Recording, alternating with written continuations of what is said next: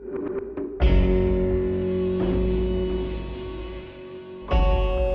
up guys, VitalSyntax here, and I was playing some Caspian border with mostly using the helicopter here with DeJuan.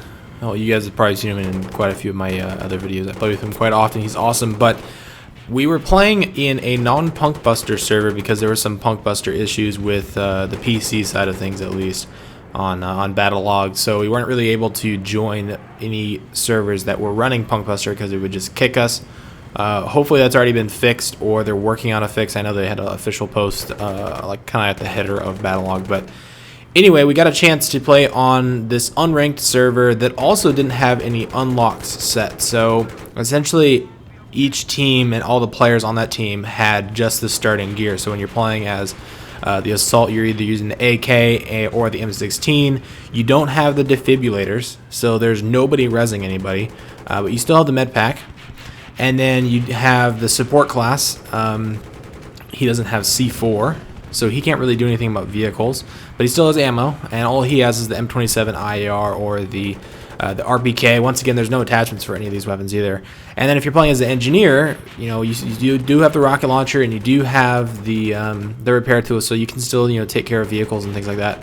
But you're limited to, once again, just the M4, A1, and the AK-74U.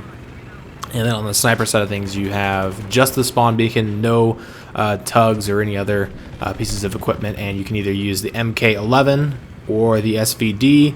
And I think you can throw a 8x or 7x on, depending on which weapon you're using. But it was actually a really nice change of pace. We played a couple of games of Caspian Border, a couple of games of Operation Metro, and I'll probably upload the infantry-based Operation Metro next.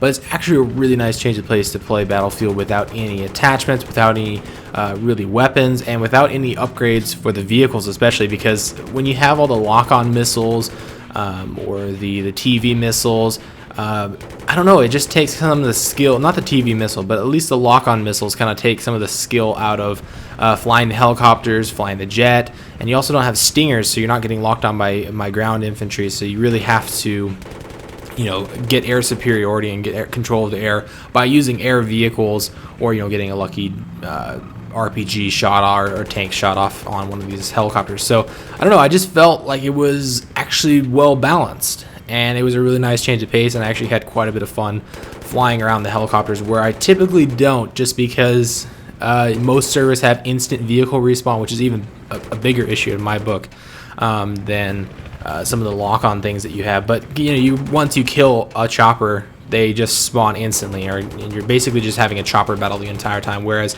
if you just have the normal settings where you actually have to wait for that chopper to respawn, then once you take out the chopper and, you know, one of the jets, then you basically have control over the air, and you can start worrying about infantry and start worrying about tanks and things like that. So I don't know, I kind of wish there was like a Barebones version of Battlefield 3 that was still ranked, because if you're playing an unranked server, obviously, and you can have all these custom settings like this, but you're not going to be leveling up your character. I don't know, I think it would be really cool if they had, I'm guessing you guys have played Barebones from Call of Duty, which essentially is Call of Duty without any of the perks, without the kill streaks, without any of the bullshit. And I'm not saying that Battlefield 3 is filled with bullshit, but I don't know, it just feels really basic when you're playing without all these attachments. You don't have people running around with the AEK with a foregrip and a heavy barrel. Sure, the M16's still there, and it's a much better choice than the AK. So you have a slight advantage, I guess, if you're playing as the US side. Same with the M4 versus the AK-74U. But I don't know. I just felt like it was really well balanced, and you weren't being killed by claymores, you weren't being killed by people running around with C4 and just trolling people. If you wanted to take care of a tank, you really had to use the engineer class to its full potential, or get armor and get another tank and try and take it out with that you know, high-powered infantry fighting vehicle, whatever. Okay, and then also on the Operation Metro videos, which I'll try and upload probably next, the infantry-based focus without the defibrillators is actually really awesome.